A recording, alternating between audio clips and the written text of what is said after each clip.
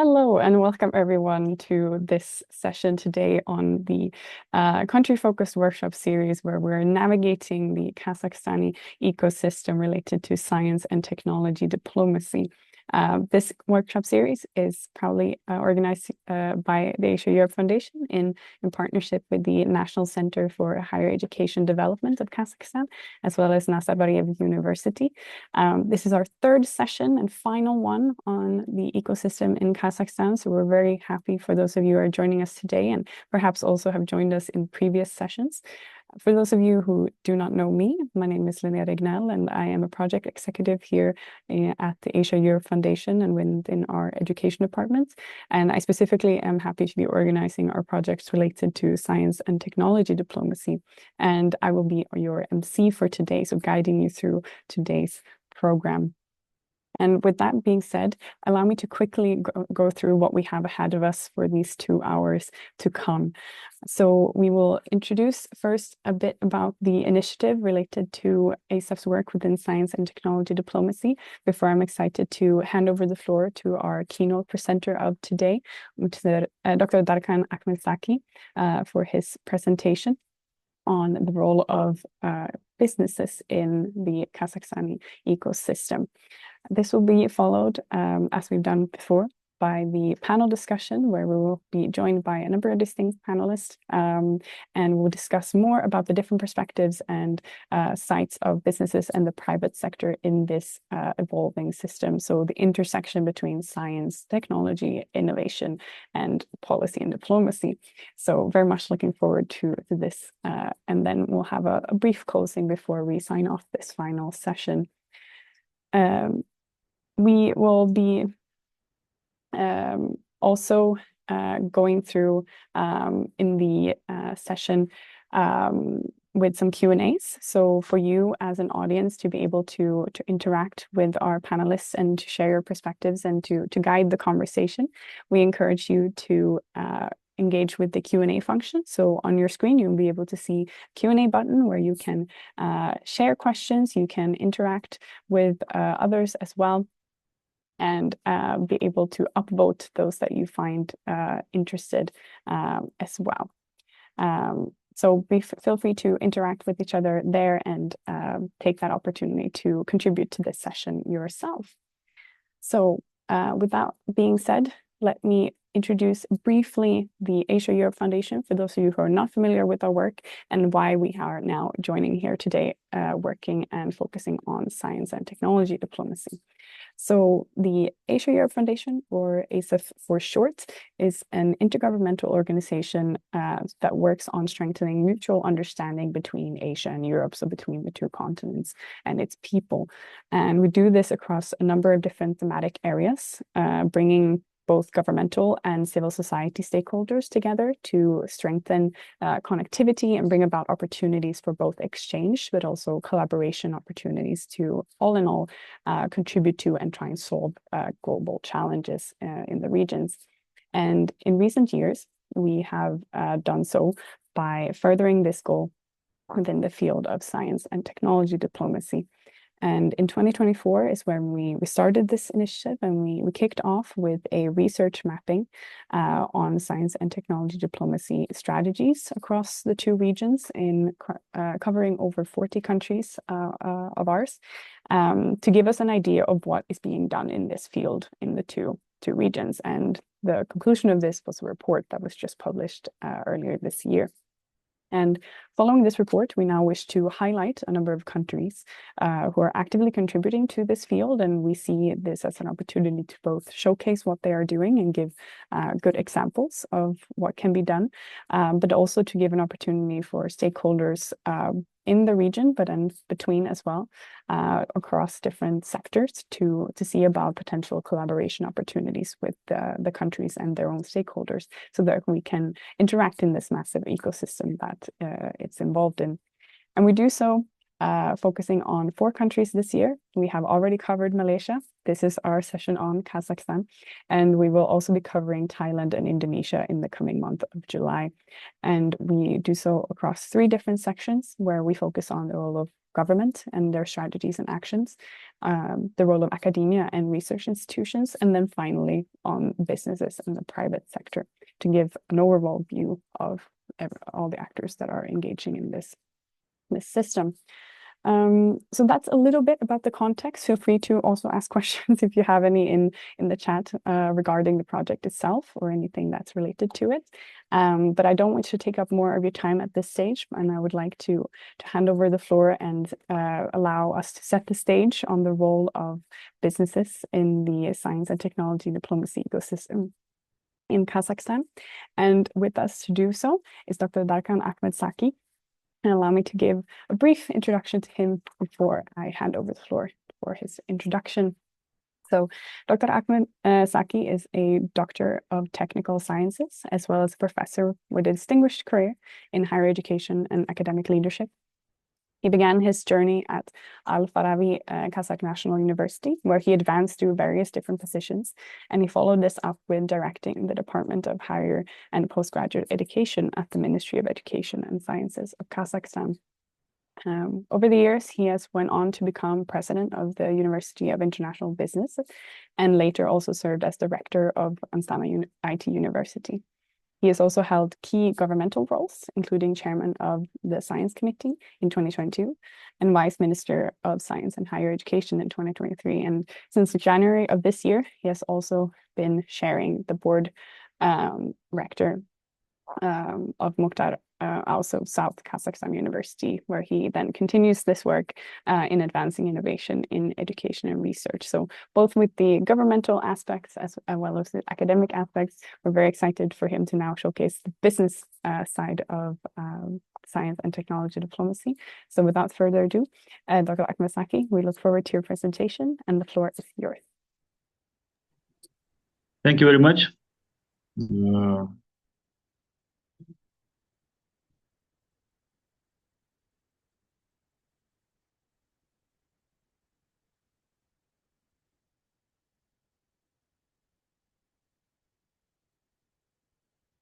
Can you see my presentation?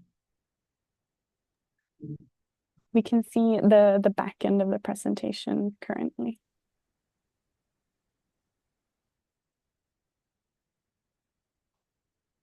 Back end? Yes, so as we can see currently, the PowerPoint presentation mode, we're on slide 8 now with the presentation, so we don't currently see it being presented. Maybe let me share the presentation.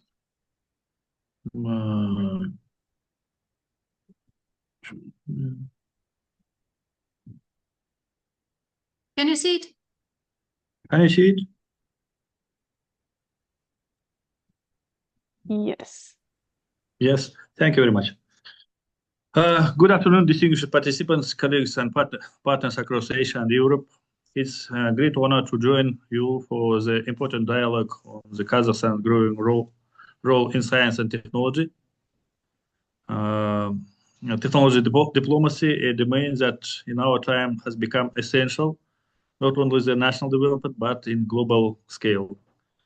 Today, we try to show for our partners current situation in which realized in Kazakhstan last 5 years, closing with designing new law, new initiatives, and all of the issues closing with the STI also become very important for our country. Kazakhstan recognizes the Kazakhstan recognizes this shift as a country strategically positioned between East and West. We are actively building a science and innovation system that are globally connected, industry-driven, and aligned with our foreign policy. Today, I want to offer a perspective that combines two points. My time as the Vice Minister of Science and Higher Education, where I helped design international R&D frameworks, and my current position as the rector of our university. In our university, we try to fully realize all of the possibilities which can allow our new law, which accepted at last years. My core message is simple. Science diplomacy in Kazakhstan is expanding, and business together with academia and becoming crucial actors in that processes. There, the owners driving innovation, transferring technologies, and shaping the country positions in global values chain. In our cases for Kazakhstan, we designed in all of the history closing with the two stages of the development. First of all, design some of the system based on the Soviet time practices. In other cases, after 2010, we had accepted new law of science, which allow for our our scientists to apply new grants and directly collaborate with abroad partners. Next. Why does science diplomacy matter now? Perhaps more than ever before, we are witnessing a historical shift. Global competition in science and technology has become one of the defining features of the 21st century. It shapes economic power, security, strategic, and global influences. At the same time, we see how scientific collaboration across borders, cultures, and industries remains one of the most resilient and hopeful tools for peaceful cooperation. In this context, diplomacy is no longer limited to traditional foreign ministries. It increasingly involves universities, research institutions, and crucially business. Companies are at the forefront of technology development. They manage cross-border intellectual property, enter innovation alliances, and operate global R&D networks. Kazakhstan stands at the intersection of Asia and Europe, both geographically and strategically. This unique position allows us to serve as a bridge, not only for trade, but also for knowledge, innovation, and science-based collaboration. As a nation, we are deeply committed to this role, and we see science diplomacy involving both the public and private sectors as essential to building sustainable long-term partnership across both regions. Next slide. Kazakhstan has taken important steps to position itself as a country that only uses technology, but that not only uses technology, also to try to contribute to its development through a clear long-term strategy for science, technology, and innovation. Over the past 5 years, our government has worked to modernize the national STI ecosystem. This includes increasing public investment in research, the reform of science funding mechanisms, and a stronger focus of technology, commercialization, and international partnership. The new STI strategy is focused on areas where Kazakhstan has both strategic potential and geopolitical relevance. This includes critical raw materials. We are a global supplier, but must invest in upstream and downstream R&D, energy transition technology, especially hydrogen and renewables, biotechnology and life sciences, building in a local expertise and regional domain, artificial intelligence and digital tools, and the climate science and environmental resilience, especially important for Central Asia. Next. What is the crucial is the science diplomacy is now embedded in the vision. It is not afterthought. It's a method for delivering national goals through international cooperation. Kazakhstan has joined Horizon. Europe has a program as a target country, actively contributes to science initiatives under the Organization of Islamic Cooperation, and it's implementing bilateral STI programs with countries like Germany, Korea, China, and United Kingdom. This approach is grounded in the belief that no country can innovate in isolation.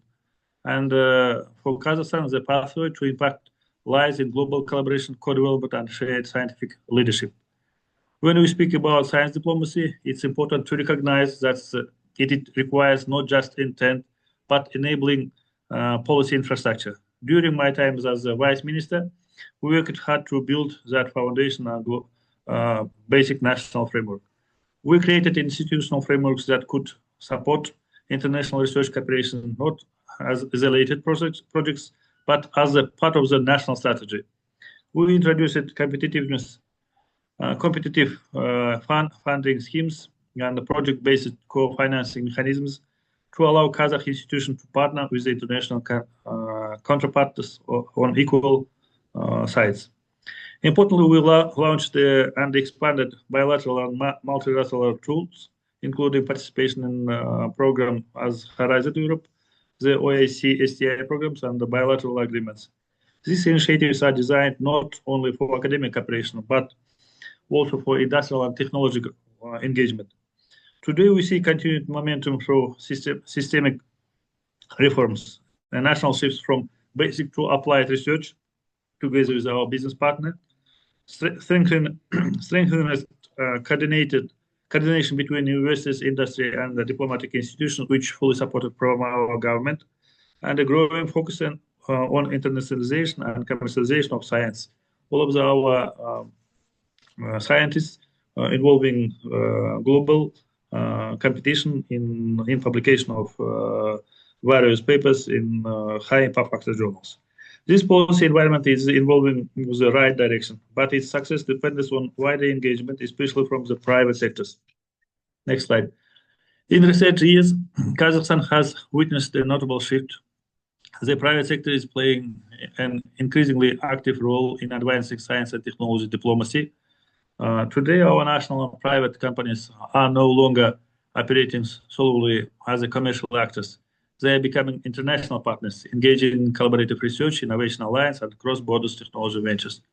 For example, our national company, Kazatomprom, which is contributing not only to global uranium supply chains, but also to international cooperation on low-carbon nuclear technologies, fuel fabrication, and material sciences. Similarly, financial institutions are co-financing technology startups and facilitating linkage between Kazakh and foreign innovation ecosystem from proof of concept to scale up.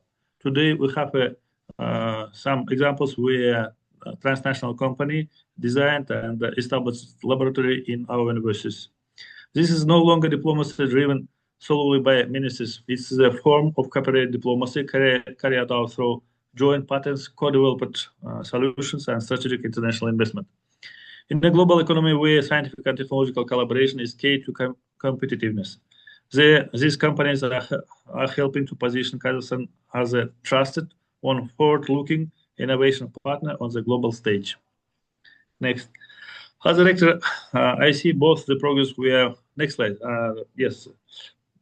Previously, I see both the progress we are making and the challenges we still need to overcome to fully realize Kazakhstan's potential in science and technology diplomacy.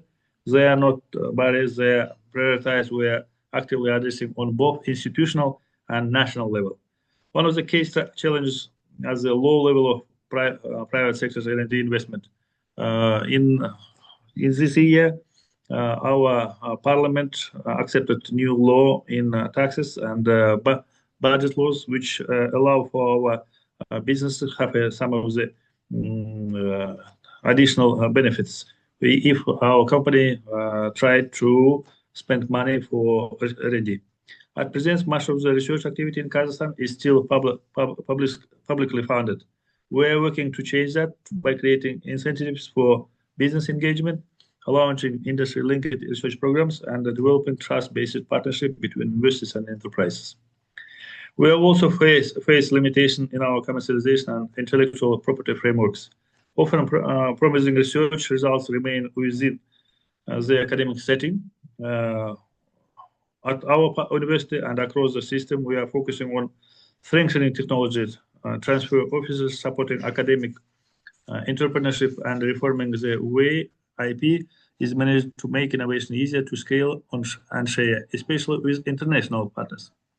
A third challenge is the lack of coordinated institutional platforms. Universities and companies still operate with limited integration. That's why we are now working to create joint governance model, cross-sectoral working group, and international license structures that can align our efforts and maximize impacts. This is a complex issue, but we are not standing still.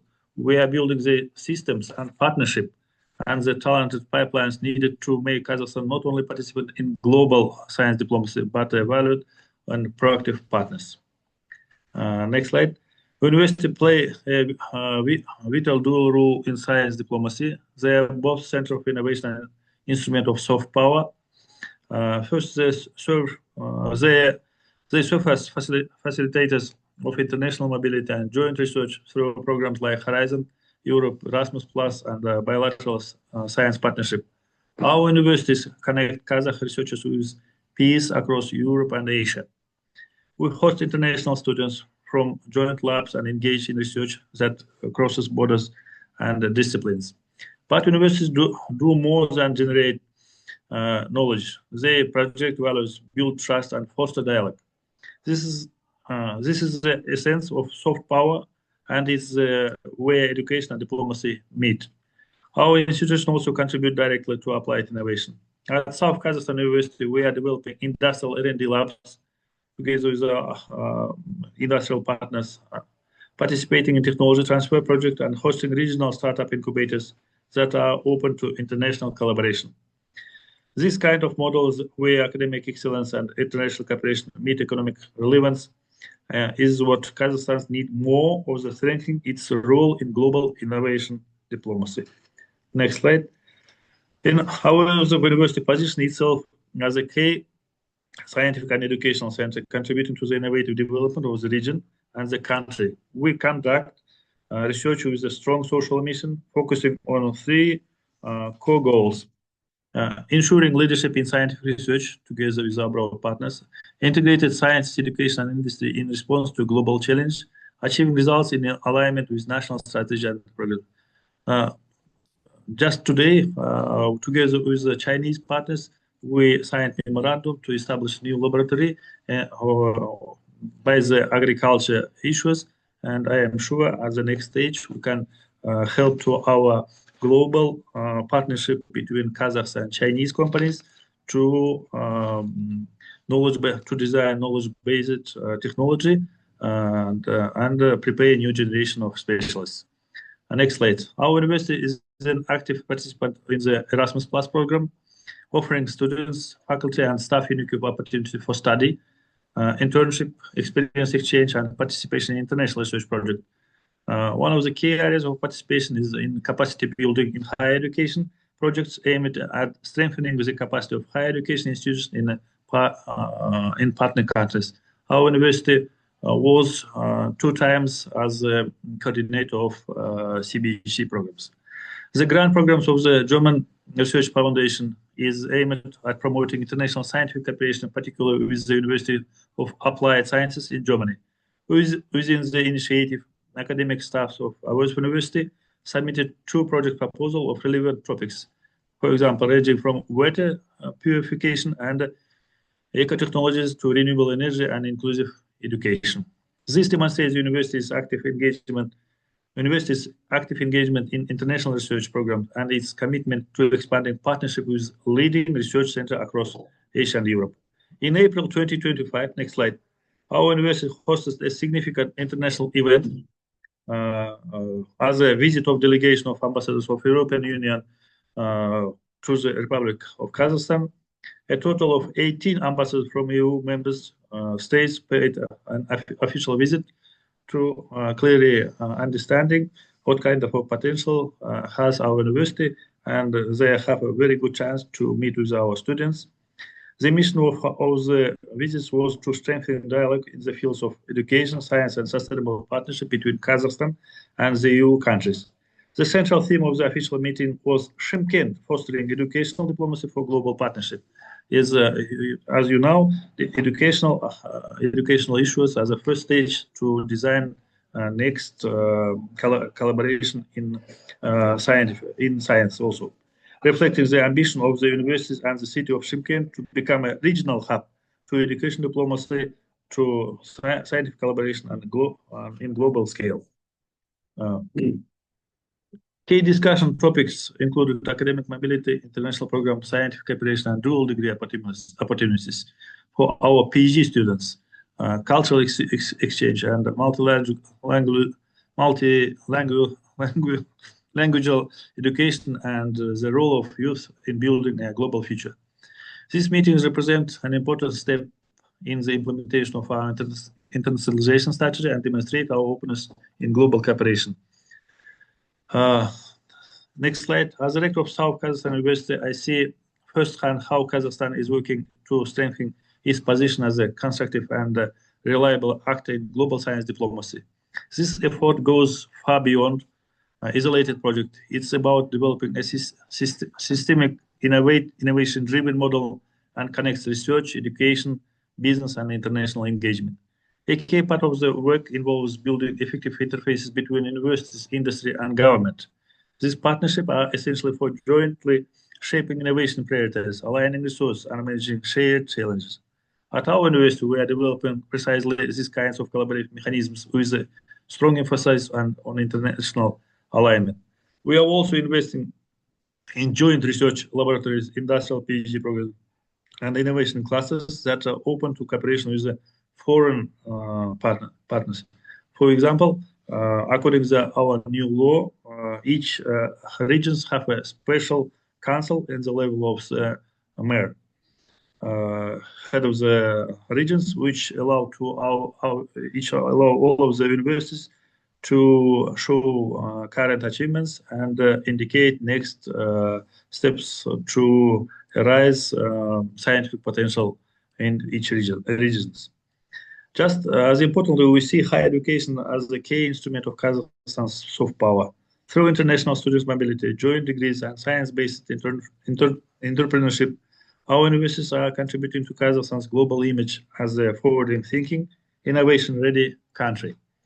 This is the direction we are taking, and I warmly invite our colleagues across Europe, Asia, and beyond to work with us in building lasting, meaningful partnership rooted in science, trust, and shared opportunity. Next slide. Kazakhstan is not only ready to cooperate, we are actively creating mechanisms to make international collaboration easier, deeper, and more impactful. First, through Horizon Europe, we are universities and currently involved in thematic calls focused on critical raw materials, green and digital, green technology, digital transitions, and sustainable innovation. These are areas where can bring real value to joint consortia. We are building joint innovation platforms co-funded and co-governed by Kazakh institutional and international partners. These platforms focus not just on R&D, but also on technology transfer, research mobility, and pilot-scale commercialization. We invite institutional companies and government to see Kazakhstan as a co-creator of scientific progress, not just a market and not just a source of materials, but a strategic partner for scientific and technological innovation. In conclusion, I would like to emphasize three keys of message. First, science and technology diplomacy must be inclusive. It must bring together government, business, and universities as equal partners in shaping our collective future. Second, Kazakhstan is ready to engage, to invest, and to build long-term, trust-based scientific and innovation partnership across Europe and Asia. And third, we must move than dialogue to action, from ad hoc cooperation to structured institutional collaboration that is co-funded, co-designed, and co-implemented. The opportunities are real in critical technologies in green and digital transition and in building innovation ecosystem that serve not only national interests but global progresses. Today, our government and our president, ASEF, will support all of our science initiative in national levels. And on behalf of South Kazakhstan University and reflecting also my experience in national policy, I extend a warm invitation to all of you. Let us work together to turn ideas into the impact. And thank you very much. Thank you very much for your attention. And I am sure our partnership is more globally. And if you have any questions, I am ready to answer. Thank you very much. Thank you very much, Dr. Akhmetsaki, for that presentation. I really appreciate also the key takeaways here at the end, and especially the importance of all of the sectors working together. And I think we've seen this also across the 3 weeks so far, that there is really a need for this joint initiative from both the government sector, the role of research and academic institutions, as well as the business and private sector. So thank you very much for setting the scene for us to then be able to then continue also with our panel discussion to come. So I invite you to stay with us here on screen as I introduce our other panelists as well to join us in this discussion. So first up, allow me to introduce our panelist, Mr. Amanbek Omegari, who is an expert in uranium and rare metals extraction technologies, as well as in scientific and technological development within the nuclear industry. With a background in both engineering and economics, he has been working at the national atomic company Kazakhstan since 2012 and has headed R&D, RM, and REM department since 2019. He's actively involved in research and processing projects related to rare and rare earth metals, and also the author of scientific publications and patents. And with this all has an extensive experience in managing R&D and the commercialization of scientific innovations. So thank you for accepting our invitations and for joining us here today. Our third panelist that we have here today is Mr. Ulysse Ouvrieux, and he's the founder and president of Gekao Education. And with this, he brings over a decade of experiences in business management, entrepreneurship, and international collaboration. Being multilingual, speaking English, French, Chinese, and Kazakh, he graduated with a master's degree in cross-cultural marketing and negotiation from École de Management de Normandie. His previous role at the International Development Manager at the Da Vinci Higher Education Group in Paris has bestowed upon him a rich expertise in fostering international academic collaboration. So very interested to hear more about that and what learnings you have taken away from some such experiences. Currently, though, he is working within this role with various types of higher education institutions across both Europe, Asia, and Africa, serving more than 25 universities, engineering, and business schools. So we thank you very much for accepting our invitations and for joining us here today. Thank you. And finally, last but not least, chairing today's panel, allow me to introduce someone who, if you joined our first session, you might have already seen give us our keynote presentation, but is now back with us to share the discussions today. Dr. Aliya Sembayeva, who is a science policy expert and chemist with extensive experience at the intersection of research, innovation, and sustainable development. Currently, she serves as the Deputy Chair of the Science Fund and also the National Coordinator for the EU Framework Programs for Science and Innovation in Kazakhstan. Dr. Sembayeva earned her PhD in chemistry from the University of Liverpool, and the career that she's had since then spans multiple leadership roles in science commercialization, international collaboration, and ESG strategy. Having been recognized by Forbes Kazakhstan's 30 Under 30 and the UK Alumni Award for Innovation, she actively contributes to national science policy and global climate initiatives. So we appreciate her for coming back and helping us wrap up this final session with the panel discussion. So at this point, I would like to hand over the floor to Dr. Sembayeva to lead us in discussions. I very much look forward to hearing the panelists' input and the discussions to come. Thank you, dear colleagues, for inviting me as a moderator of the third session. Thank you, Dr. Ahmedzaki, for your amazing presentation.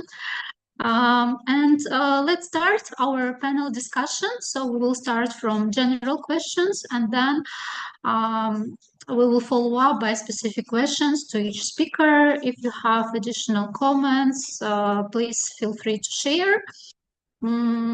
So the first question will be about what does science, technology, diplomacy mean in your work, and why does it matter for Kazakhstan today? Do you see science diplomacy as a tool for influence, partnership, or capacity building? And how is it reflected in your organization's day-to-day decisions? So please feel free to start. Who wants to start? Maybe Mr. Omirkali. Sure, thank you for your question. It's a really interesting question. As a representative of business, Kazatomprom, maybe someone heard it's one of the biggest company in uranium industry in the world. 40% of uranium in the whole of the world is mined here in Kazakhstan. So we have 15 companies that has own deposits of uranium mined here in Kazakhstan. Of course, we do the science to make our company always innovative, always progressive, and to get these positions in the world as a world leader in uranium mining. So, of course, the science and technology, every time it's in the first place for us to make science. We communicate with ministry, we communicate with governmental structures, we communicate with scientific institutions, and every day we have some planning for new projects. We discuss and try to do the science together with as well with our own scientific institution and the institution and the centers, as with scientific institutions in field of Kazakhstan and higher educational centers, universities, and we try to cooperate with foreign institutions. It's very important because the progress and the technology is not staying on the one place, but to make the quality, very good quality project, we should do it together with institutions.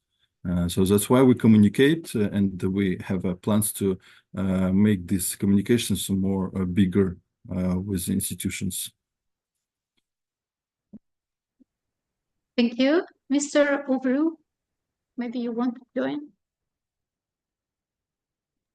Thank you for this wonderful opportunity. Yeah, so I will share my perspective. So for my role at GECO Education, I mean, I see science and technology diplomacy as fostering international partnership that bridge the international educational collaboration that can, connect institution, research bodies, and also industries to drive the innovation and knowledge exchange and sustainable growth.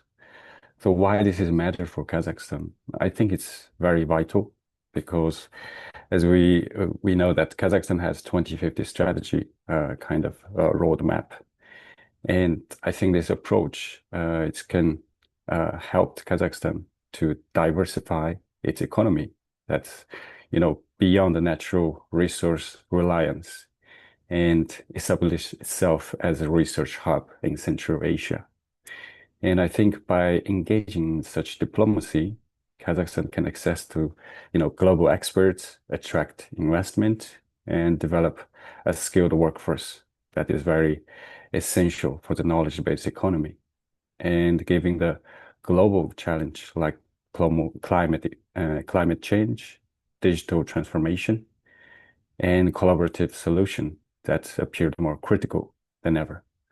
And also, I would say another point is human capital development, because the university and those programs that are offered by this foreign university that currently is developing Kazakhstan that can build skills for this whole process, and that's going to even accelerate the strategic plan.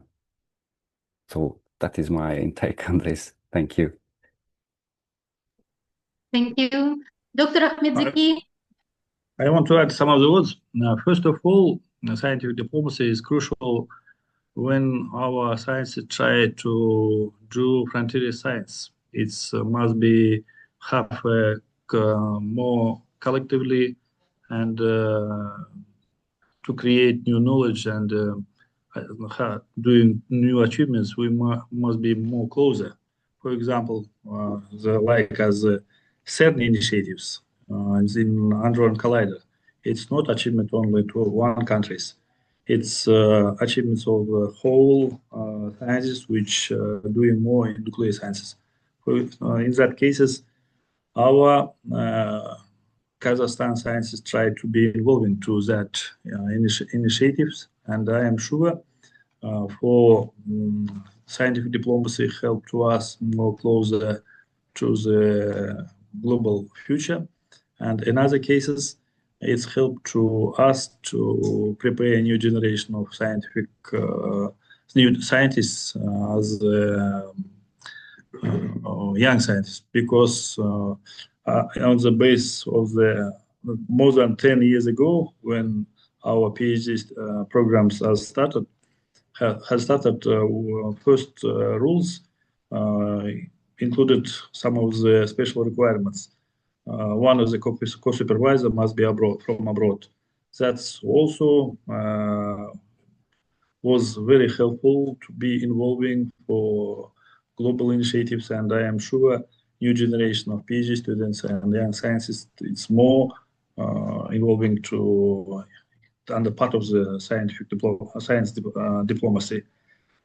In other cases, according to the collaboration between universities, business, and in transnational level, as I mentioned before, the real cases, the collaboration between Chinese and Kazakhs is a very good chance to show what kind of achievements between universities and institutions today help to us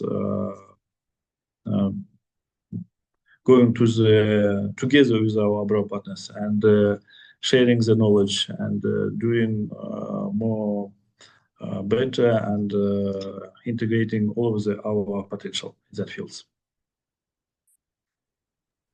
Thank you for sharing specific examples. So let's talk about next question. Where do you see the most effective collaboration between business, science, and diplomacy currently happening, and what we can learn about it? Dr. Ahmedzaki, maybe you'll start. So it's about effective collaboration between business and science. It depends on the basic frameworks of law, because today our law, science and technological policy, allow to our stakeholders, the science and businesses, to design new pathways how to collaborate between both partners. And another companies is closing with the financial mechanisms.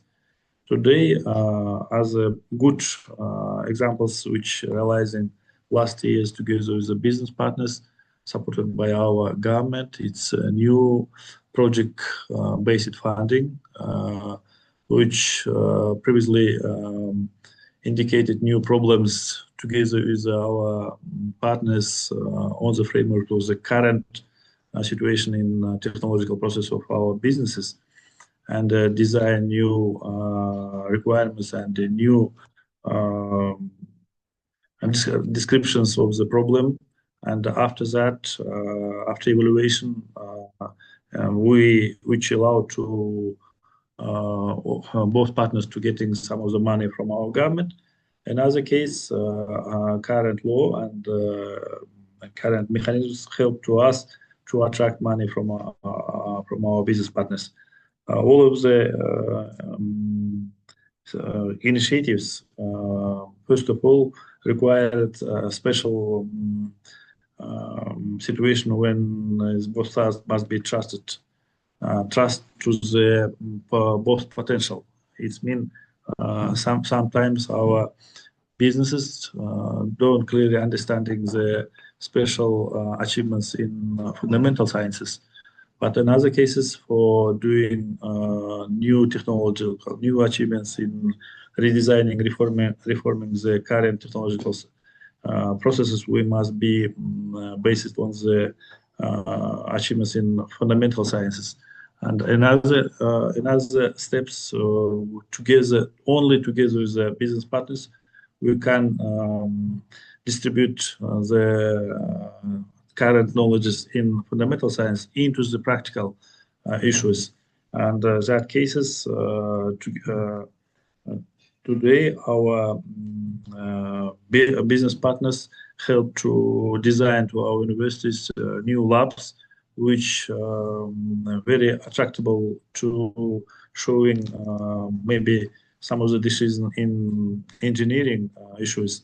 But in other cases, it's clearly show for what kind of benefits allow to directly involving the current scientific achievements into the technological processes. For example, I know about some of our scientists today working closely with industrial enterprises.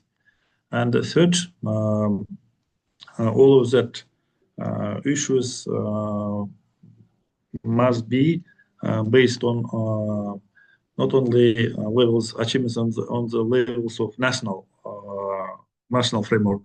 It's we must attract partners from abroad because science must be more cross borders. And I know with, for example, some of our good business partners try to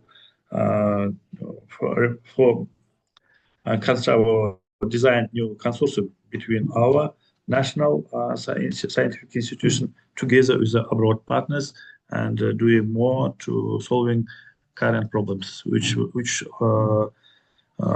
very helpful for our next steps. Thank you. Thank you so much for your answer. Mr. Ovru?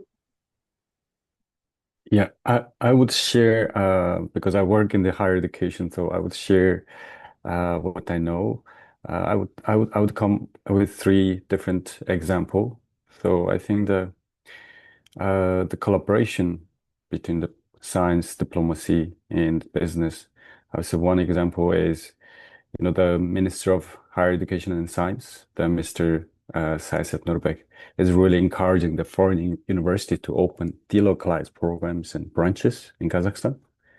So far I know there's 34 foreign institutions that are open their branches or they are opening their programs in Kazakhstan that's going to train the future business managers, IT experts, and engineers as well. For example, I can share the recently that I was involved, the Academy of Physical Education and Mass Sport, APEM, in Astana. They have signed a double degree agreement with ECLO in France.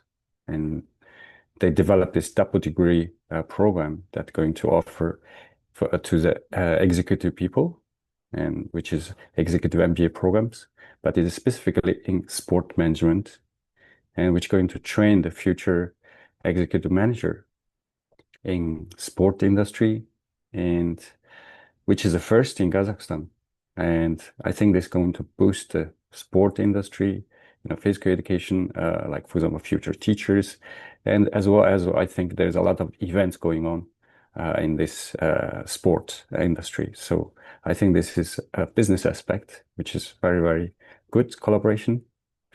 And I'm aware also there's another collaboration via Shanghai Cooperation Organization, that is China-Kazakh Center for Technology Transfer, and which going to commercialize the research in agriculture and the digital tech and through the partnerships. I think is also a very good example. I think there's another one, which is EU and Kazakh strategic partnership, and on the raw material and renewable energy. They have the roadmap for 2025, 2026. I think this is really in line with government priority with private sector. That is a very good implementation. I would share this. And I think we can learn a lot from these examples, because that's going to require very clear goals and international involvement, and also the mechanism behind that's going to connect the research with the market demand. Yeah, and also I think the education is really playing key role here as university that act as catalyst, provide the talents and research to the business innovation. Thank you. Thank you. Thank you so much, Mr. Omirgali. Maybe you will add specific examples. Yes, sure. I just want to make some example on as a representative of business for sure. It's very interesting to find how to collaborate the business and the science. For us, as for business, of course, it's for sure on the first step, it's benefits. Unfortunately, not all institutions, as usual, are ready to make proposal to propose some projects that is dedicated to get some benefits, and not only economical but also social, ecological, and etc. And it is very important to make science, to make institutions to develop the projects that is dedicated to have some benefits, that is ready to get some, for example, even pilot tests from sites and etc. So for us, for business, we usually search the projects that is dedicated for this, and that's how it would be more effective when the science try to propose such projects for business. Alia, can I add some of the words? Sure. It's closing with the preparation of staffs which help to arise the collaboration between university and businesses. As you know, last year, our ministry started to launch new program. It's called Industrial PhD. It's help to our business enterprises, technical staffs to be joining to the research processes, because it's very crucial. Mostly academic scientists now clearly understanding the theoretical, maybe some of the practical issues, but technical staff, engineers in enterprises, they every day design new decisions to more. It's very helpful to achieve benefits in technological aspects. In that cases, I am sure that program it will be useful for more closer between both sides. And this year, our ministry also want to continue that project and try to attract more than 150 industrial PhD students in the next 30 years. 3 years. Thank you. Let's look at our chat. We have a question related to priorities. It is interesting to see the priorities of Kazakhstan on AI, climate resilience, biotech, energy, critical raw materials. There is growing competition among nations in these areas to develop and own technology, especially, and diplomacy aims to foster national interest and contribution to national economic growth.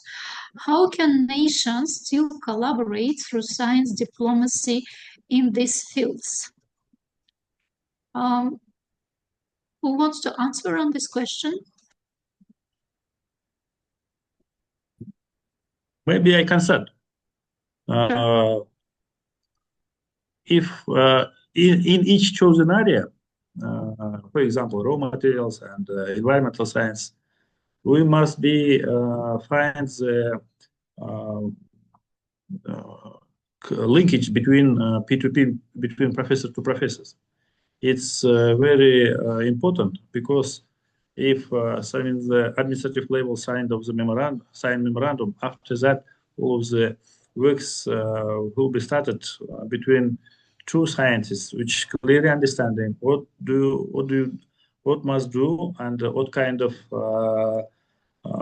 complex plan must be realized for each problems, and how to attract scientific staffs. And also In that cases, I am sure we must start to fund the collaboration grants between our local scientists and abroad scientists.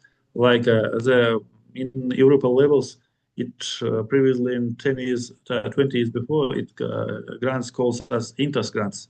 It was very helpful to our scientists to go to abroad laboratory and directly working with abroad scientists, not only as a traveling or accommodation issues, but also paying money for joint work. And today, unfortunately, our scientific groups invite the abroad partners. They're working with a short time in Kazakhstan, but it's not depends on the final results. And I am sure it's as the next steps we can do the same grants. Another components based on the current situation with in national levels. Each country tried to extend research in very important priorities in scientific levels also. And as you know, and 2 years before, in our technical commission under our government, accepted 7 areas of scientific priorities, and all of the priorities fully aligned in European Union's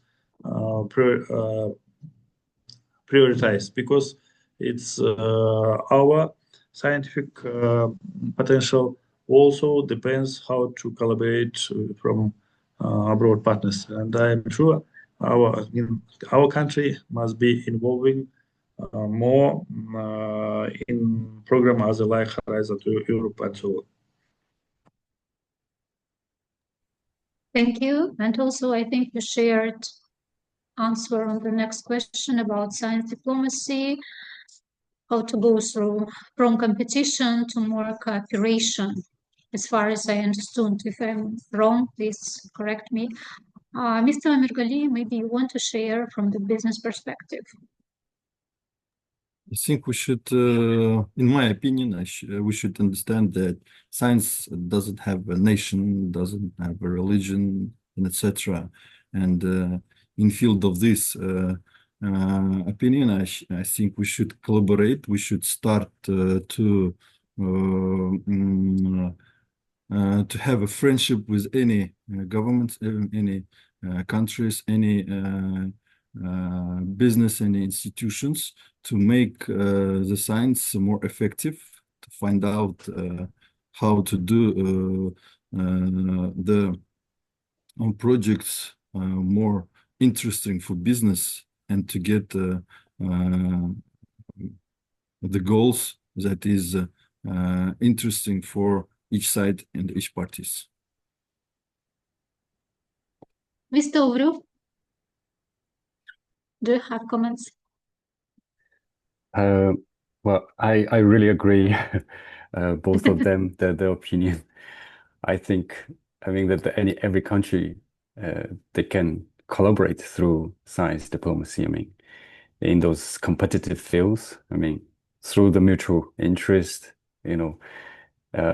The challenge is global. So I think definitely each country can pursue their own advancement and to address this kind of global issue, like climate change, energy security, and also, for example, we just experienced a pandemic in the past. So I think science diplomacy can really be the neutral platform, which can government, research institution, organization, like international organization, they can both align the efforts, share the data, establish standards that's going to benefit all. And yeah, thank you. Thank you. Yes, as it was mentioned in the introductory lecture, countries cannot be isolated and work alone on big challenges, but it's better to work together in cooperation. So my next question is about challenges. What are the main challenges for stronger industry participation in international science partnerships? So it was mentioned before about Horizon Europe program or Kazakh-China Technology Transfer Center for Commercialization. We have partnerships with Germany on joint projects. So it will be great to hear about challenges which you see from your perspective, either from university perspective or business perspective, or as an international center for education and science. Who wants to start? Please feel free. Maybe I can start this time. Yeah. I see like there's several barriers. I will start with, I think, the structural gap, right? I think there's a lack of like formal like science and technology diplomacy strategy, and or like dedicated science and technology attaché, like the key body in the embassies that's going to dedicate this. And I think also there's a limit on the resource, like small, medium enterprise, or and the regional universities. That's kind of lack of fundings for the global projects. Also, it's good that we have all this European project, but at the national level, I think there's also a lack of kind of fundings, infrastructures for those kind of global projects. I would say also the third point is language. I mean, from my own experience, there's a lot of good projects, but I think we need to improve these aspects, language efficiency.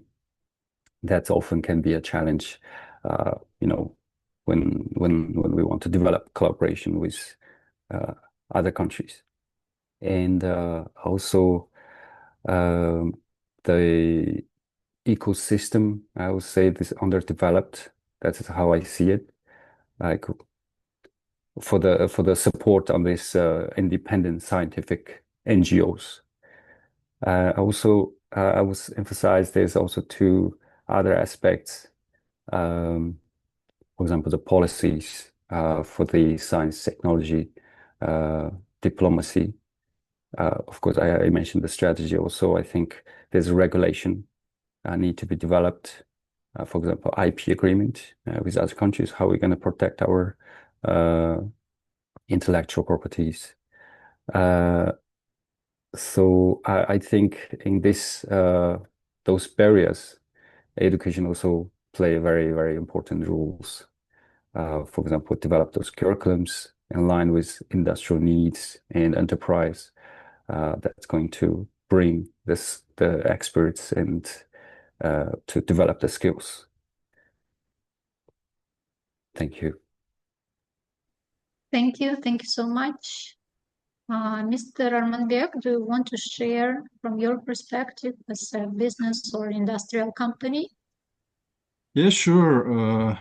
I think the biggest gap is the competence between countries, nations, religion, and the geopolitics when we try to collaborate. And the key is to create the rules.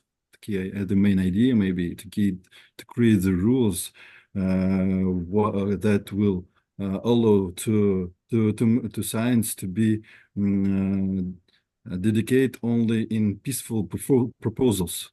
So this is the main idea, and I think in field of this rule, it will be easier to make the R&D collaboration between the international partners, international institutions, and etc.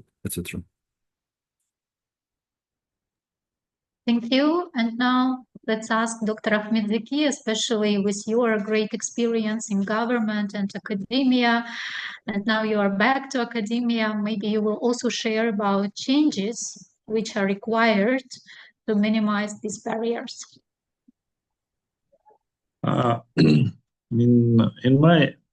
In my opinion, for global collaboration in the technological enterprises, we must understanding what kind of basic achievements we have in designing or producing products, for example, in uranium fields. I know is very good research achievements and has in in situ leaching technology, which also belonged to Kazakh scientists. They are also closely working with the French partners and another abroad partners. In my opinion, our national companies can maybe working closely through the academic scientific partners in local levels together with the abroad scientific institutions. Previously, half of a year before, we discussed with Armanbek how to organize a good collaboration between internal R&D centers of global enterprises. It's also as a very good cases as a science diplomacy. For example, today, in my cases, we try to work with Xinjiang University and our university to designing new technological issues and scientific achievements in growing green cotton.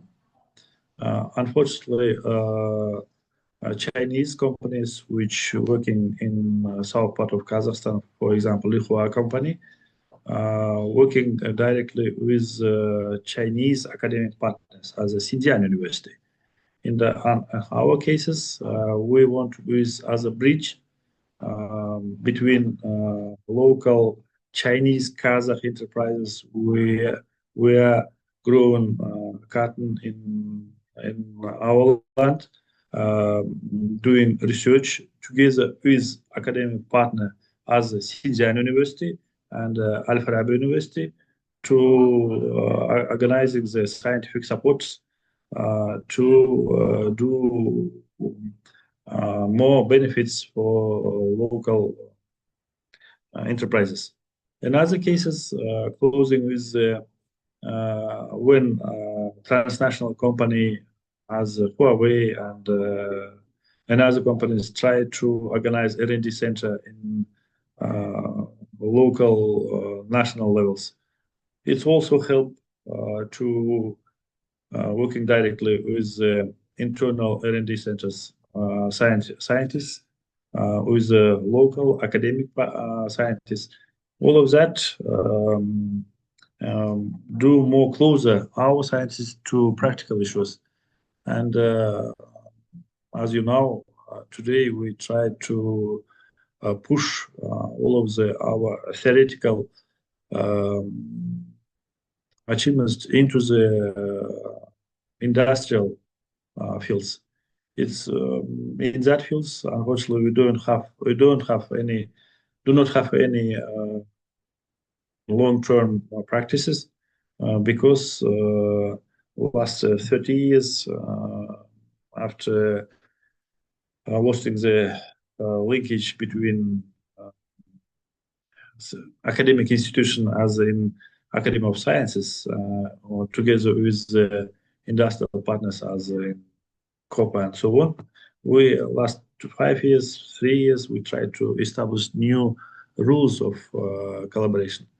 All of that, as mentioned, Arman, it depends on the what kind of potential have our local scientists to be ready to work in both right ways to working closer with abroad partners. And it's needed some of the times because all of our government initiatives directly indicate to more organizing the special collaboration. Thank you for sharing your thoughts. Let's move to a specific question to Mr. Oglu.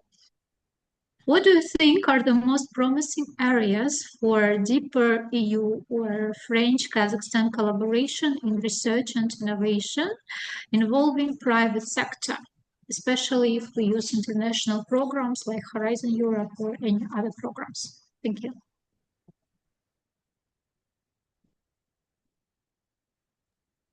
Thank you.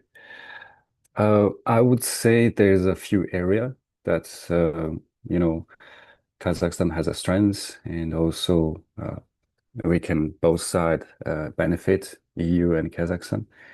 I think the first is agriculture. Kazakhstan has a very, very big potential. That 70% of science fund project that is in the agriculture fund security priorities. And for that, I think EU has a very good sustainable technology. I mean, that can be implemented. That is the area that's I see the potential. And another area would be critical raw material. I mean, Kazakhstan has a vast mineral resource, and EU has a very good mining technology. I mean, this can be developed like eco-friendly extraction method, I would say. And I would say that another area is renewable energy. Kazakhstan has green energy goals, and we can see the development through the last 10, 20 years. And I think it's good to develop focus in this area with EU as well, because they have experts on the hydrogen production, storage, those technology. So I think this can be commercialized kind of new energy solutions. And I think another area would be healthcare. I think Kazakhstan is pushing the digital health. Like, for example, a lot of things is digitalized now. And I think EU has good technology on the biotech, digital health R&D. So I think this is area that can be mutually benefit both. And also that can be developing kind of telemedical tools, different technology that can be implemented.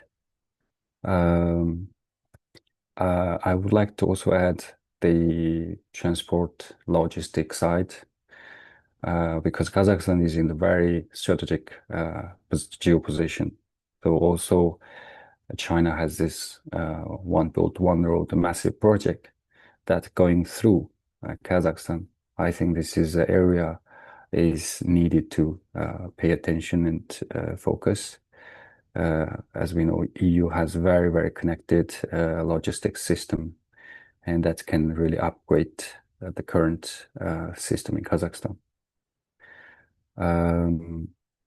Of course, there is digital tech, artificial intelligence. As you know, Kazakhstan is really pushing in this domain. I think there's a lot of potential that could bring the collaboration in this sector as well. Yeah, I think those areas, from my perspective, is the priority. Thank you. Thank you. Mr. Omirgali, let me ask you about Kazatomprom. How does Kazatomprom prioritize international scientific cooperation within your scientific or innovation strategy? Maybe you can provide specific examples or platforms of such cooperation. Thank you. Thank you for your question.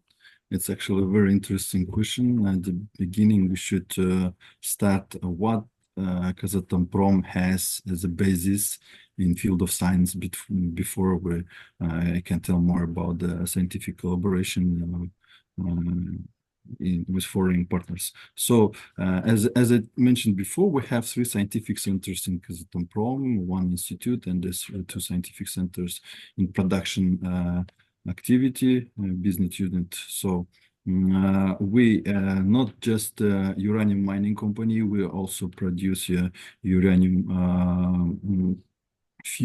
nuclear fuel for nuclear power plants. We also one of the 3 we have a facility, one of the 3 facilities in the world that produces beryllium products. Also, we have tantalum products and other rare metal products. So, in field of our activity, of course, we should and we do the R&D projects, but not only for support of our production, but also for making new products and, of course, for diversification of our business. So this is our main goals in scientific work. So it's first of all, it's our facilities, and then it's new products, and then it's new diversification projects. In field of this, we have some R&D collaborations with institutions in Kazakhstan and in abroad, of course. For example, we have some project now ongoing, and we're planning for this project to be really interesting. It's in field of nuclear medicine project. We're making the project with USA Institute. It's University of Nevada, Las Vegas, and also with our Japan partner, Sumitomo Corporation, and our internal institutions here in Kazakhstan and internal scientific centers together. We're starting the projects to develop the technology to get the medical radioisotopes.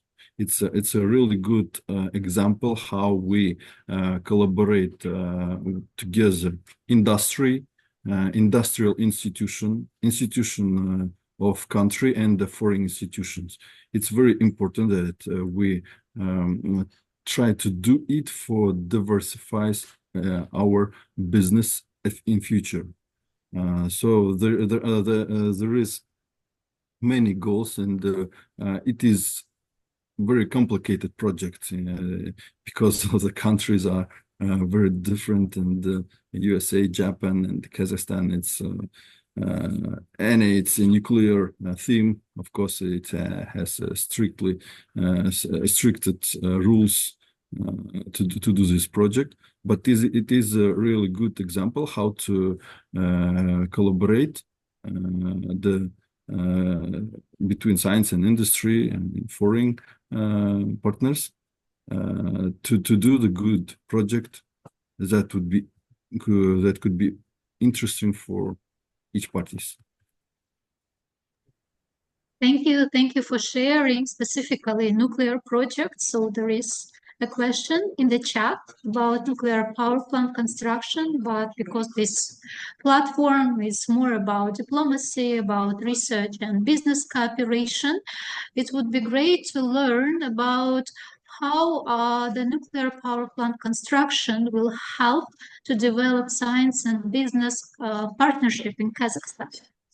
So, Dr. Ahmedzaki, maybe you can answer, especially as you mentioned about PhD industrial programs. First of all, according to the decision special commission, today was chosen the first 2 global partners which construct first nuclear plants in Kazakhstan. As a person which was in each places closing with the nuclear science in Kazakhstan, I am fully agree with the person who clearly understanding how to design 2 parts of the our responsibilities. First of all, it's closing not only technical issues to construct new plants together with abroad partners. That's closing with preparing a new generation of engineers, which can clearly understanding full technological aspects of the future plants. Because in Kazakhstan, we prepare mostly in scientific staffs, which can working in nuclear and nuclear sphere. As the last 3 or 5 years before, our university redesigned our own educational program together with abroad partners and indicate learning outcomes, closing with engineer skills and competence. It's together with industrial partners, it will be help to prepare a new generation of specialists. And in that cases, we know today Kazakhstans have most parts of the to product our uranium products, and I don't know clearly how to translate well, but maybe I'm a big at it as some of the information about that. But all of that technological issues doing by our specialists, native specialists, and it's also show for us our engineering staffs can do very complex design technological products. In other cases, how to do research work together with abroad partners. Previously, I mentioned about project of CERN collaboration with CERN organization, collaboration with CERN organization. Today, our young scientists through the Institute of Nuclear Science and through our 2 universities, Eurasian National University and Kazakh National University, named after Al-Farabi, closing work with Dubna. Is Dubna one of the very known international center, which helped to us to prepare scientific and engineering staffs to do practical and experimental works. And through that, today, 2 months before, I was in CERN. We try to extend our activities into computer modeling based on the data which produced after experiments on Collider. And today, the portrait of the landscape of the nuclear science achievements based on the theoretical parts, we have very good theoretical scientists in Kazakh National University and Eurasian National University, and other groups closing with the experimental works in National Nuclear Center in Kurchatov and near the Almaty. And third cases will be closing with understanding and using the new method and approaches to closing the machine learning, data science, and so on, to understanding and computer simulate all of the experimental processes which was realized in Collider. That's all of the third issues closing in new generation of staffs as a computational science. Why it's very important? Because that specialists can design special computer models as a digital twin to design a model, engineering model, first of all, physical model, after that computer model of the future nuclear plants. It will be have a more maybe some of the special questions closing with how to organize in engineering aspects. But in my opinion, our scientists and technical engineering staffs can that ready to work with the future our future goals. Thank you.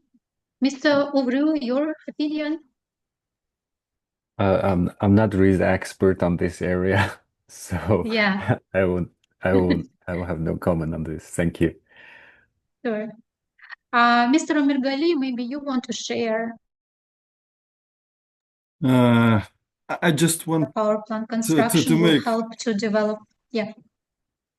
I just make only one short how to say opinion or information. Kazakhstan is ready to operate the nuclear power plant. And I think we have enough competitions for the first stage because we also have 3 nuclear reactors is ongoing now in Kurchatov city. 2 of them, it's scientific reactors, and the one is in Almaty city.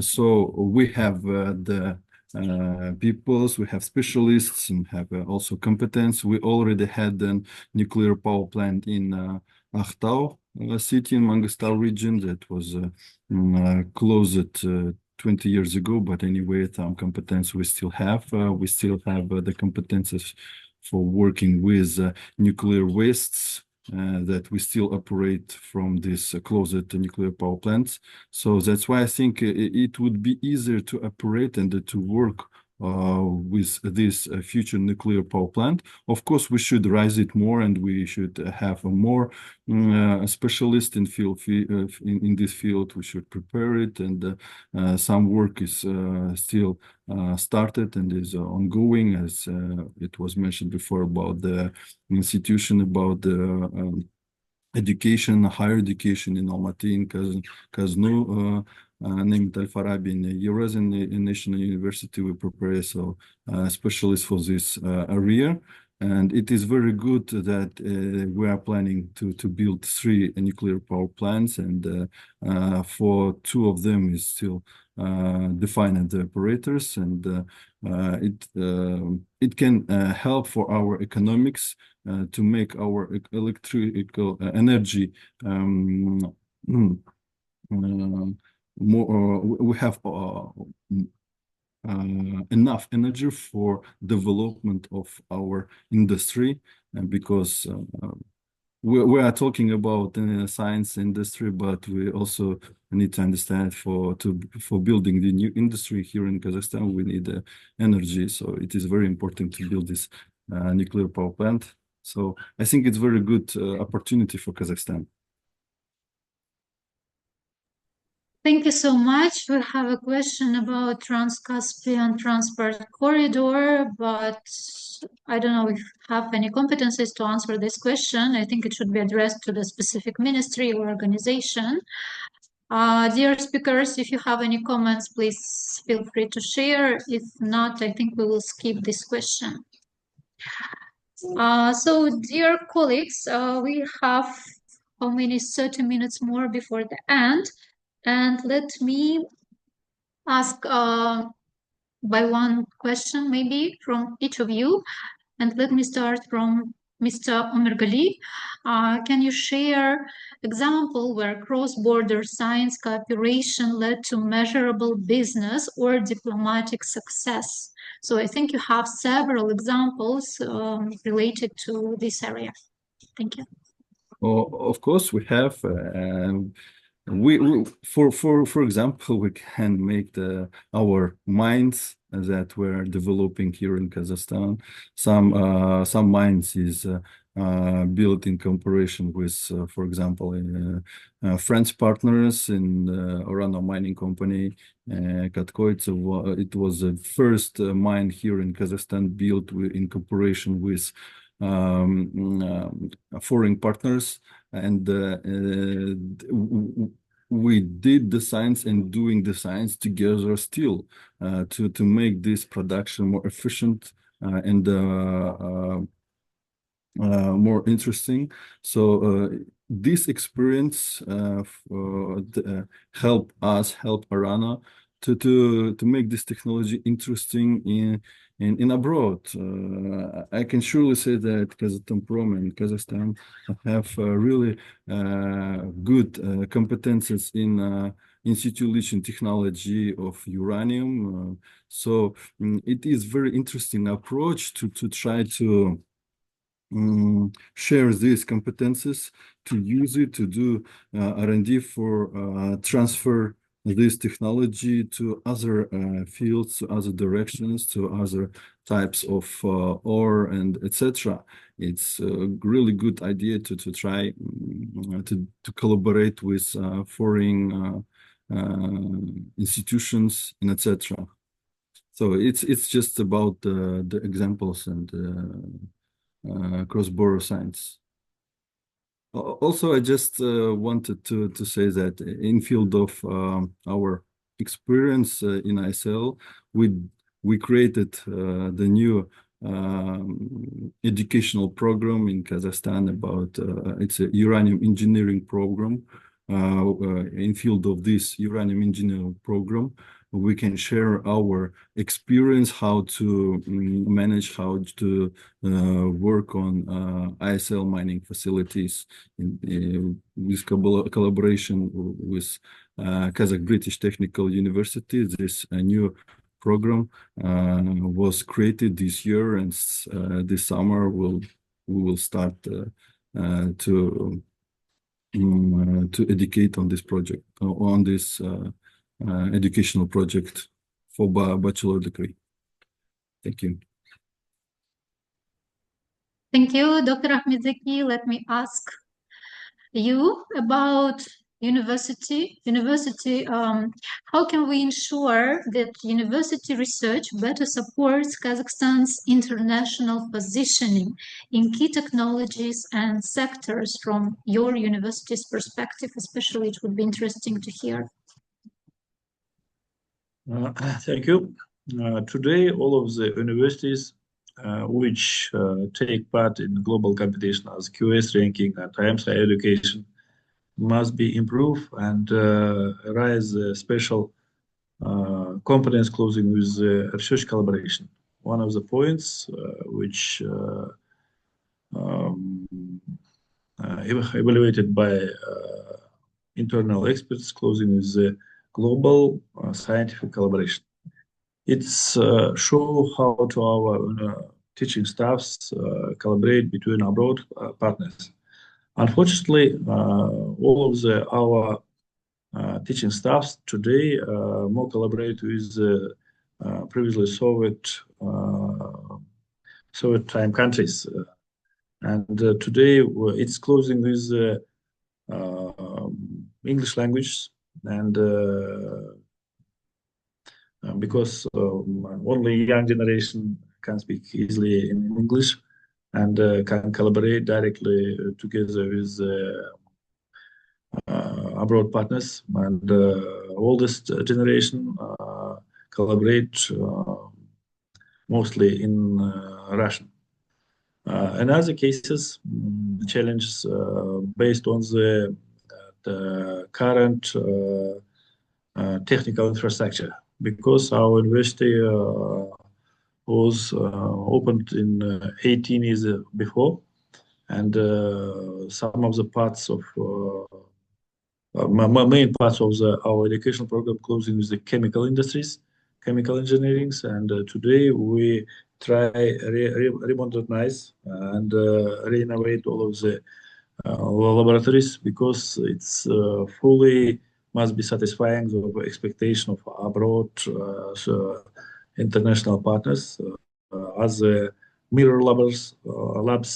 In that cases, we try to work with our strategic partners as Arizona State University, as Xi'an University, and other partners, which they have helped to us to design special requirements for chemical engineering scientific processes also. Third parts, closing with content of the current educational programs. Today, we design double diploma programs with abroad partners.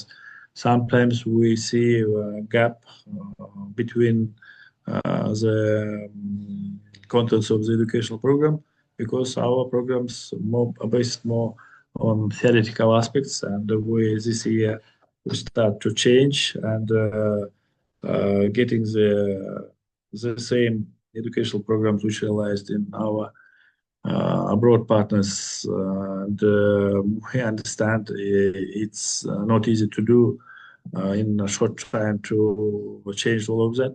But in our cases, we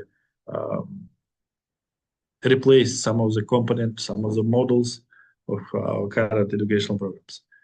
Because all of that educational programs also evaluated by our ranking agencies as ranking by subject. That's two forces push us to the going to more flexible to expectation of global labor markets, and in other cases we must involve it and using new methodological approach as a research-oriented study in bachelor level and master level also. Unfortunately, some of our bachelor programs based on some of the skills or competence as technical issues. But in my cases, for preparing new generation engineers must have additional strong competence in research field, so in research area. And all of that, our efforts help to us to redesign all of the current environments in our university. Thank you. Mr. Ugriu, let me ask you, what do you think from the policy or structural reforms perspective? What kind of changes will help bring more Kazakh companies into EU international French science programs? Maybe some tools like matchmaking or some kind of co-investment programs will be a key in this initiative? I would say into different direction. I mean, I think from the EU perspective, there's a lot of initiative that's really encouraged this collaboration between Kazakhstan and Europe. I think there's two things. It's kind of priority. I would think the first one, to increase this collaboration, I think that the accessibility should be simplified, like, streamline application for the program. For example, like for the Horizon Europe, that is very big project, very big fund, and to simplify this process, simplify the accessibility, like a multi-language guidelines, trainings, that can increase the collaboration. And as Kazakhstan just become the kind of part of this Horizon project. And I would say also need to increase the funding and incentives, like increase the R&D grants for the small, medium enterprise, and maybe increase this kind of funding project that is specific to target industrial and academia partnerships. And I think from Kazakhstan point of view, I would say the 2 points. The first point would be, capacity building. For example, the first one is language training. That's really need to be developed. And as Dr. Dakan Ahmed Zaka mentioned before, that used to focus on the Soviet Union country before. but now we are moving towards English speaking. So I think the language is very, very important. And also to increase the collaboration, that we need project management skills. I think that is also an area that we should focus, and also infrastructure investment around this research domain. And last point I would like to mention is innovation hub. I mean, we can create joint EU Kazakh space or co-development center. I would give one example, a very, very good example. In France, we have this apprenticeship model that students will work at company as well as study. So usually they study for 2 weeks at the company, 2 weeks at the university, and 2 weeks working at the company. And the company will finance tuition fees and also pay a little bit kind of salary. But using this model, students will really quickly improve their skills and knowledge. And I think this similar type of model can be implemented in Kazakhstan. Yeah. And I would like to also add, like, at the moment, what EU embassies or organizations from Europe they are doing in Kazakhstan. We know that Kazakhstan is part of Horizon right now, so there's a lot of promotion going on at embassies, different embassies, and they provide the technical guidance for the application. And also, I know the embassies also organize workshop, different events to connect the academia and also business.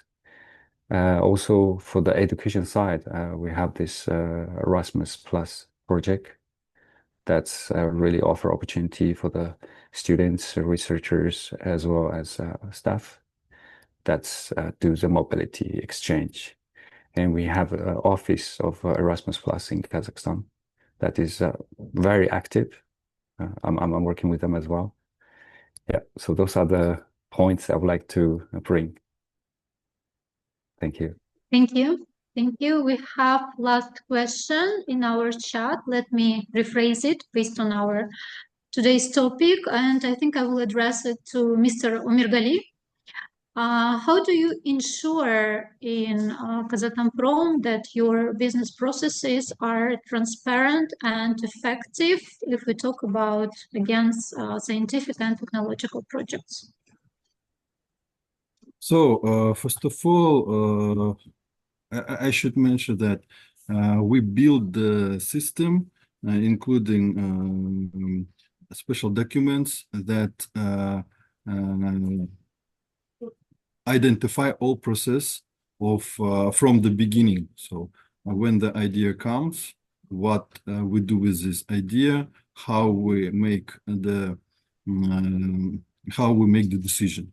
We have special documents, we have special standards that includes all procedures that is necessary to do to make this idea to start implementing, for example.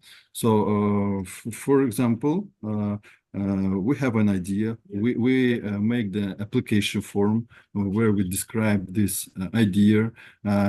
Very important is to describe the scientific part of this idea and the actuality of this idea. Is it interesting for business, and what problem this idea should solve, or what product it will create at the end?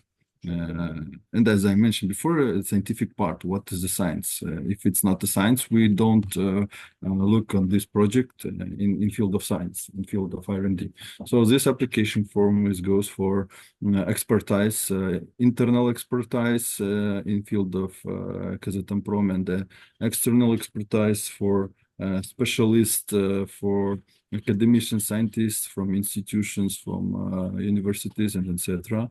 Then, if we have good expertise for this project, we have a scientific technical board. We have 3 sections for sections in the scientific boards, and one of them for geology, geotechnology, or the second is in field of uranium milling and etc. And the third is in rare metal direction.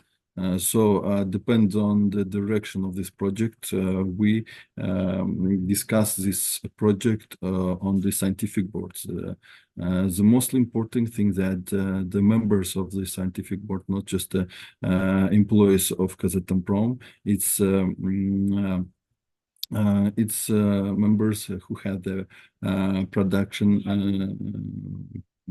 how to say, knowledge, who have experience in production. Also, it's scientists from institutions, it's academicians from also from national academies of sciences, and etc.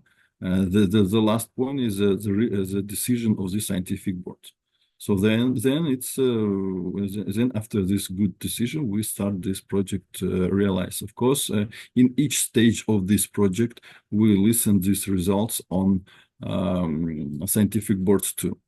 So and we decide to continue this project. Is this results is good enough to continue, or it's not good enough? We understand that science is not always the good result. So, but anyway, we do the science and continue if we have a good results to continue to implement these results in our facilities. So in brief, the procedures are very transparent, because everyone see the members, everyone see how this decision is making.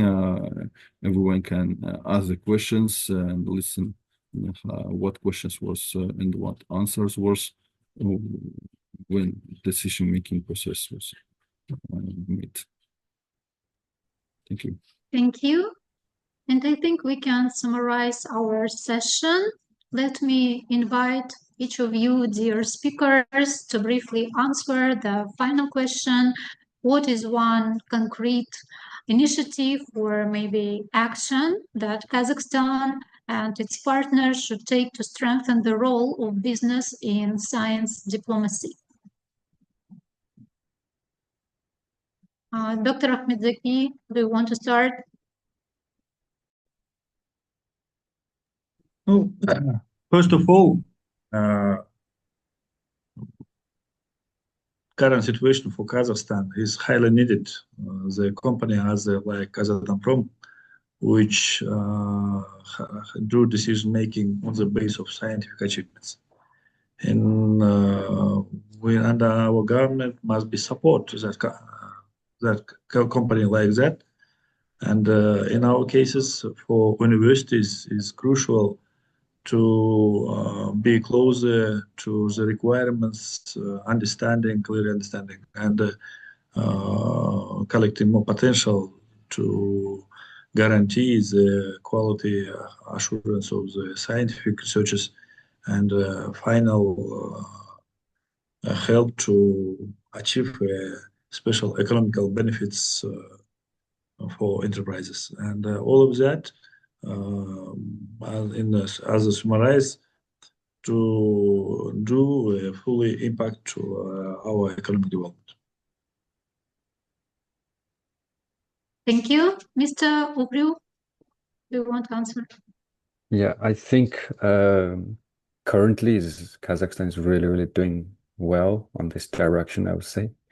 First, I would encourage us continue on this direction. From last 5 years, you can see how many collaboration has been developed.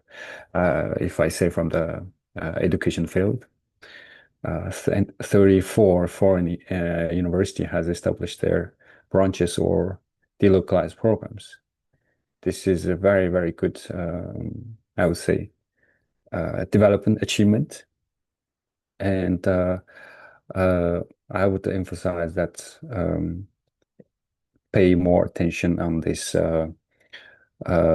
joint collaboration with universities. I'm not expert on this nuclears or other fields, but I think education play a very key roles because it does connect industry and talents and everything. So this is my my notes on this. Thank you. Thank you, Mr. Omergali. Your final thoughts? In addition, for any action or for many actions that our government now doing for strengthen this role of business in the science, for example, scientific technical sessions and etc.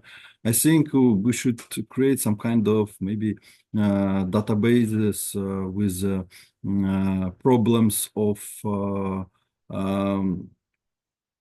industry and the ideas of scientific institutions. And when the industry can open this database and search some ideas, or maybe institution can open this database and search some problems that is interested by industry to solve. It could be really good instrument to help to strengthen this role, to make the bridge between science and industry. Thank you. Thank you once again for joining us for this panel session, for your thoughts, for your insights. And now I think, Linnea, I will give the floor to you. Thank you very much, Dr. Nazarbayev, for that, and to our panelists for your lovely insights and contributions to this discussion. It's been very interesting as someone who does not have the same scientific nor academic background as you all in this panel to hear insights and your expertise, and especially interesting to hear the different case studies that you bring of great examples of collaboration between the different sectors. So thank you for again coming and for bringing this workshop series to a close with these interesting discussions for our attendees. On behalf of the Asia Europe Foundation, I thank you so much for this, and we'll follow up with you each individually after this session, but for the purpose of today, thank you so much for your contributions. At this stage, we have come to the final part of our session, and allow me to give a few closing remarks before I'll let you all go back to whatever you were doing before this. But I would like to thank you for coming to this session and for listening to today's insights into the role of businesses and the private sector in this, the science and technology diplomacy ecosystem in Kazakhstan, and especially interesting to hear about the collaboration opportunities in the country with other stakeholders and the examples given. As you have been told by me several times today, but this was the last session on Kazakhstan that we have organized. If you're interested in watching any of the recordings from the other sessions, they are available on the website. So you can scan the QR code here available on the screen, not only to access the upcoming workshops on Thailand and Indonesia for July, but also recordings from Kazakhstan, as well as the recordings from the sessions that we organized in April on Malaysia. So if you're interested in learning more about those countries and the way that you perhaps can interact with the stakeholders there, feel free to scan the QR code. And then also as a reference, as I mentioned in the beginning, we conducted a study, a research mapping on the status of science and technology diplomacy in our member countries in 2024. And the report is available if you want to scan the QR code and read it there. But that is the end of today's session.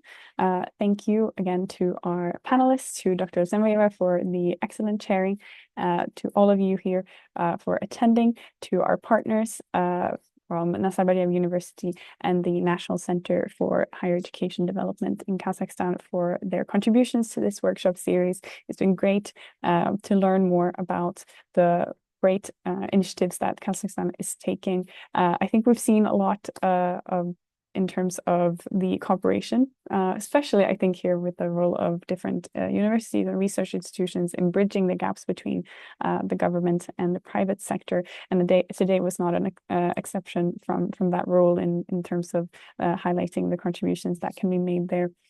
So thank you again if you want to watch this recording or look back on anything. This recording will be made available on the same links as shared before tomorrow. And then you can access all of the materials there. For those of you asking for presentations, allow me to follow up with our presenters later to see about making those available. But otherwise, you can, of course, watch the recordings as well. On behalf of the Asia Europe Foundation, thank you all very much. To those of you joining us from Europe, have a good rest of your day. For those of you joining from Asia, good afternoon. From New Zealand and Australia, good evening. And thank you so much for today. Thank you. Thank you so much. Thank you Thank so you so much. much. Goodbye.